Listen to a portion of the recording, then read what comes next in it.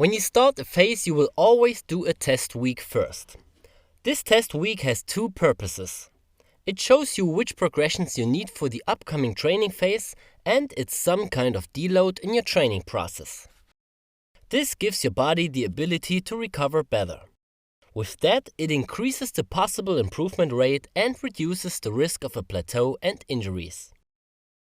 In the test weeks, you have different days on which you test the displayed rep ranges for each exercise. This shows you if you are above, below, or right within the requested rep range. In the first lecture of every test week, you find a downloadable sheet. There you can fill in if you have to pick a different progression of the requested exercise. Fill it out on your device or print it out and fill it out with a pen. The table shows you which test week, which day, and which exercise you have to do in which rep range and which rep speed. In the columns that say progression, you fill in if you have to use an easier or harder progression than the regular one. I'll give you an example. If you have to find 8 to 15 RM for body rows and you found out that you can do 13 body rows with the rings at hip height, you can fill in hip height 13 RM. Name the progression as precise and specific as possible so that you are able to easily do the exact same progression later in your training. You have to use this sheet later in your workouts to see which exercises you need to do for which rep range.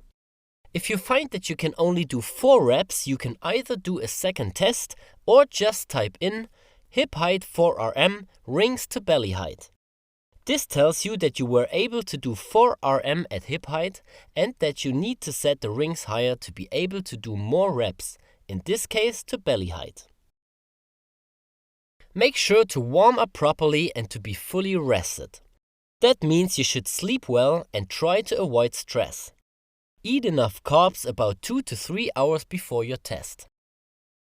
To make this test as effective as possible, you need to rest long between the exercises.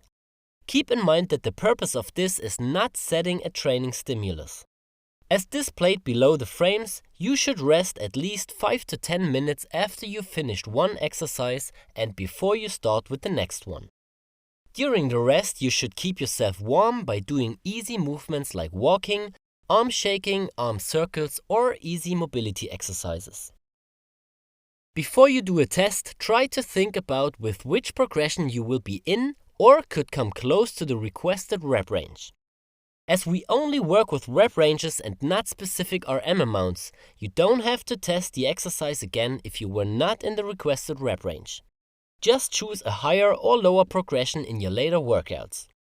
If you find that you are still not in the right rep range in the first workout, then adjust the difficulty again in the following sets. Let's use the earlier example again. You did 4 RM with body rows with rings at hip height. In the first workout you set the rings to belly height but still can only do 6 reps. This means that you set up the rings to about the chest and do your next set.